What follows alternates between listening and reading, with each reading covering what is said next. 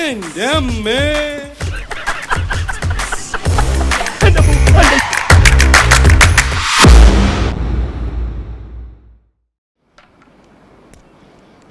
ആശാനേ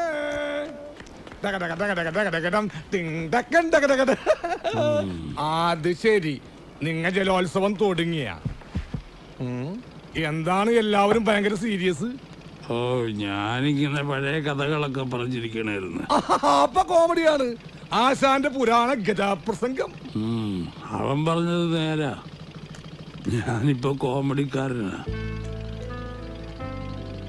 പക്ഷെ പണ്ട് ഈ കൊച്ചിയില് ഈ ഡെൻവറും ഇവന്റെ തന്ത എസ്തപ്പാനും കൂടെ വിരിഞ്ഞൊന്ന് നിന്നാ പോലീസ് വണ്ടി റിവേഴ്സ് എടുത്ത് പോകുമായിരുന്നു. പറഞ്ഞാ ഇന്നാരും വിശ്വസിക്കൂല. അപ്പൊ ഈ പ്രാഞ്ചി ഷാജിയൊക്കെ മൂക്കളെയും വാലിച്ച് നടക്കണം നത്തോലിപ്പുള്ളവരാണ്. അതിനിടയ്ക്ക് എപ്പോഴും ഈ പൊട്ടലും കയറി വന്ന് അന്ന് കൂടെ നിന്ന് പടി പഠിച്ചവരൊക്കെ ബെഡാ പാർട്ടികളായി. ഇവര് മാത്രം നമ്മളെ ഉപേക്ഷിച്ചില്ല. ഞാനിങ്ങനെ ഇവന്മാരുടെ തോളെ തൂങ്ങി ഒരു കടക്കിഴവനെ പോലെ. ആശാനെന്താ ഒരുമാതിരി സെന്റി വർത്താനം പറയണത്? ഇത്രയും സീനിയർ ആയിട്ടുള്ള വേറെ ആരണ്ടി പ്രദേശത്ത് ഏത് കൊച്ചിക്കാരന്റെ ആശാൻ എന്ന് പറഞ്ഞൊരു സ്പെഷ്യൽ ബഹുമാനം തന്നെയാണ്. അതില്ലാത്തവനെ കൊണ്ട് ഷാജി ബഹുമാനിപ്പിക്കാൻ ചെയ്യും. എലക്ഷന് നിക്കണേല് ഇങ്ങേരെ പുട്ടുപോലെ പാട്ടും പാടി ജയിപ്പിക്കുന്ന നാട്ടുകാര്. നാളെ കൊച്ചിയിലെ മന്ത്രിയാണ് ആശാൻ. മന്ത്രി അറിയാവാ? കാണുമ്പോ എല്ലാരും ആശാലെന്നൊക്കെ വിളിക്കും. പക്ഷെ പ്രായം ചെന്നാ പിന്നെ ഏത് കേടി എടുക്കാത്ത നോട്ട് പോലെയാണ്. നിങ്ങളുടെ രണ്ട് തെറിയേക്കുമ്പോഴാണ് ഞങ്ങൾക്ക് ആരെങ്കിലും ഉണ്ടെന്നുള്ള തോന്നലുണ്ടാവണത്. അത് കേൾക്കാനാണ് ഞങ്ങ ഈ ചൊറിയണത്. അതുകൊണ്ട് നിങ്ങൾക്ക് ഇത്ര കുരുവൊട്ടുമെന്ന് ഞങ്ങൾക്ക് അറിയാൻ പാടില്ലായിരുന്നു ആശാനെ. ഞാനിത് നിങ്ങളോട് പറഞ്ഞല്ലടാവേ. ഞാൻ പൊതുവായിട്ടൊരു കാര്യം പറഞ്ഞതാണ്. അങ്ങനെ പൊതുവായിട്ട് ഇപ്പൊ കാച്ചുണ്ടെങ്കില എടുക്കാത്ത നോട്ടിന്റെ വിലയാണോ നിങ്ങൾക്ക് ഞങ്ങൾ തന്നിട്ടുള്ളത്? പഞ്ഞത്തിന് മരുന്ന് പൈപ്പ് വെള്ളം മാത്രമായിട്ടുള്ളൊരു കാലം ഉണ്ടായിരുന്നു പണ്ട്. രാജപാളയം പട്ടിയുടെ പോലെ അകത്താട്ട് വളഞ്ഞ വയറും ഉന്തിപ്പിടിച്ച് നിൽക്കണം നെഞ്ചും കൂടുമായിട്ട് നടന്ന ഒരു വാണാലും ചെക്കനായിരുന്നു അന്ന് ഷാജി. അഞ്ഞൂര് വളിവിട്ട അതിനോട് ജീവനും കൂടി അങ്ങോട്ട് പോവും.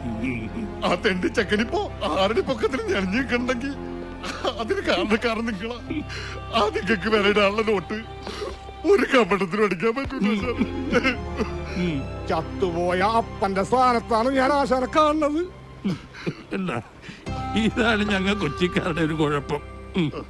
കൂടെയുള്ളവരൊരു ദണ്ണം വന്നാ അത് കൂട്ടത്തിലുള്ള എല്ലാവരുടെയും ദണ്ണമാ. ബോംബെയിലൊക്കെ എങ്ങനെയാന്ന് ഞങ്ങൾക്കറിയില്ല കേട്ടോ. പുറത്തുനിന്ന് നോക്കണവന്മാര് നമ്മ കേടികളാണ് കെട്ടവരാണെന്നൊക്കെ പറയുമായിരിക്കും. പക്ഷെ കൂട്ടത്തിലുള്ളവർ തമ്മിൽ ഒരിക്കലും ഗിരിഗിരിപ്പ് ഉണ്ടാവരുത്. അങ്ങനെ ഉണ്ടായാൽ ആ സെറ്റ് അടിച്ചു വിരിച്ച് കബൂറായി പോവുകയുള്ളൂ. അതുകൊണ്ടാ നിങ്ങൾ തമ്മിൽ പോട്ടി ഉണ്ടാവരുതെന്ന് എപ്പോഴും ജോളിയായിട്ടിരിക്കണമെന്ന് ഞാൻ പറയണത്. ആ സത്യം. ആ അത് കെടുത്തിയത്.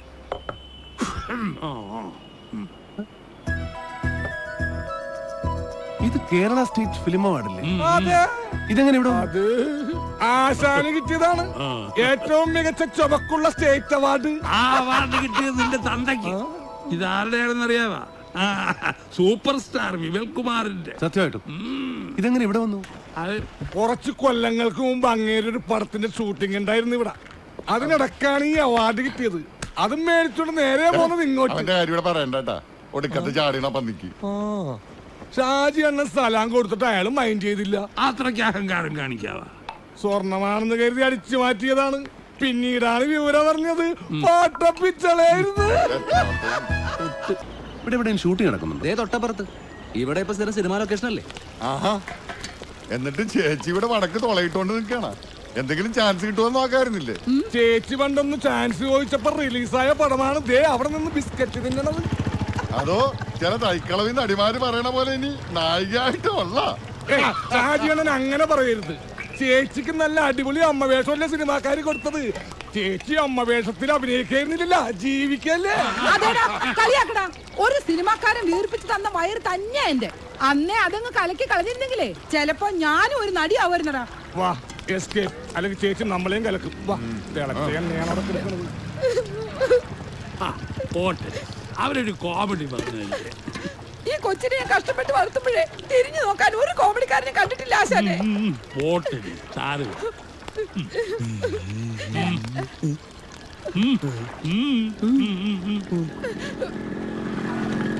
ബ്രാഞ്ചി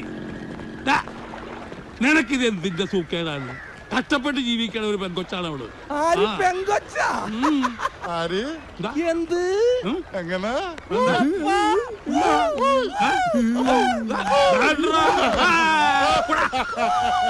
അയ്യോ ദാളെ, ഓനെ. അല്ല ബ്രാഞ്ചി, സത്യത്തിൽ ആ ചേച്ചിക്ക് എന്താ പറ്റിയത്? ആ ചേച്ചി പണ്ടൊന്ന് മദിരാശി പോയതാണ് എന്തിന്? നടിയാവാനായിട്ട്. എന്നിട്ട്? വെറുതെ ആയി. ഈ അടി പിടി വെടി ഇതാണല്ലോ സിനിമ. പുല്ലു തിന്നുന്ന ക്രാവായിട്ട് പോയി പാല് കിടക്കുന്ന പശുവായിട്ട് വന്നു. ആഹാ. നീ വന്നേ. ഏത് സിനിമാക്കാരൻ പോർക്കടാ പന്നി പ്രാഞ്ചിനെ കെട്ടിട്ടത്? നടിയുടെ തുണി പിടിച്ച് വലിച്ച പിന്നെ കെട്ടിയിടാതെ പുന്നാരിക്കണോ? ഞാൻ മരിച്ചില്ല. പോർക്കെന്നോണ പറയണ പന്നി.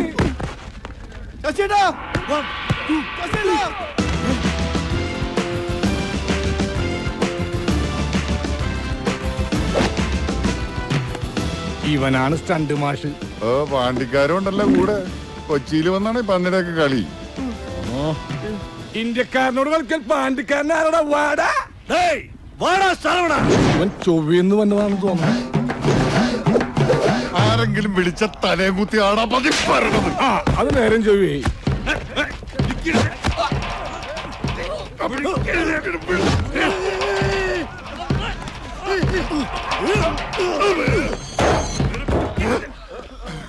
വേണ്ട വേണ്ടട്ടാ വേണ്ട.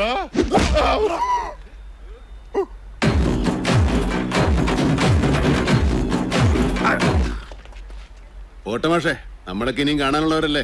നല്ല അടി കിട്ടുമ്പോ അവന്റെ ചൊറിച്ചിലൊക്കെ അങ്ങ് മാറും. ചൊറിച്ചിൽ മരുന്ന് അടിയല്ലല്ലോ, ഓയിന്റ്മെന്റ് അല്ലേ? സ്റ്റണ്ട് മാസ്റ്റർക്ക് മരുന്നിടാൻ വന്നാണോ? നീയും കൊള്ളു അടി.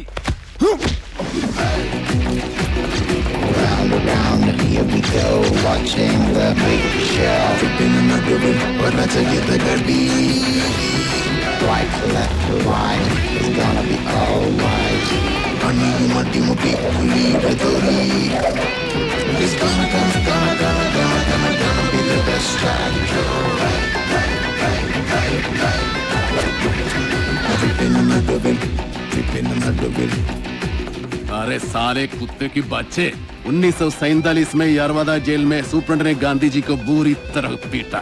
आने वाली पीढ़ियां इस बात पर कठिनाई से विश्वास करें कि इस तरह रक्त मांस वाला पुरुष पृथ्वी पर उल्पन्न हुआ था। मामा जी आइए, बैठिए, अखबार पढ़िए। कुत्ते कमीने, गाय हमको दूध देता है, पालतू जानवर कुत्ते।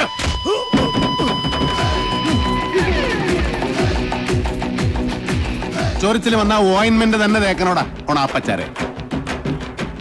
സ്റ്റണ്ട് മാസ്റ്റർ പേരെന്താന്നാ പറഞ്ഞേ? മാഫിയ ശശി. മാഫിയ എന്നുള്ളത് നിന്റെ അച്ഛന്റെ പേരാണോടാ? ശശി. അത് മതി, കൂടുതൽ ഡെക്കറേഷൻ ഒന്നും വേണ്ട. ഈ ശശിമോന്റെ കൂടെയുള്ള സകല സ്റ്റണ്ട് മക്കളോടും കൂടാ പറയുന്നത്. കരാട്ടയും കുറുവടിത്തല്ലുമായിട്ട് കൊച്ചി കളത്തിലിറങ്ങിയാലുണ്ടല്ലോ, സിനിമയിലെ സ്റ്റണ്ട് മാഷാണോ സ്കൂൾ ഹെഡ് മാഷാണോന്നും ഞങ്ങൾ നോക്കിയാല സകലവനും മേടിക്കും. നല്ല പാടക്കം പൊട്ടുന്ന അടി. അരെ ഓ സാമ്പ വേണ്ടയടിച്ചാൽ തൊണ്ടേ കെട്ടിവിടാം പാണ്ടിക്കാര. കേട്ടോ?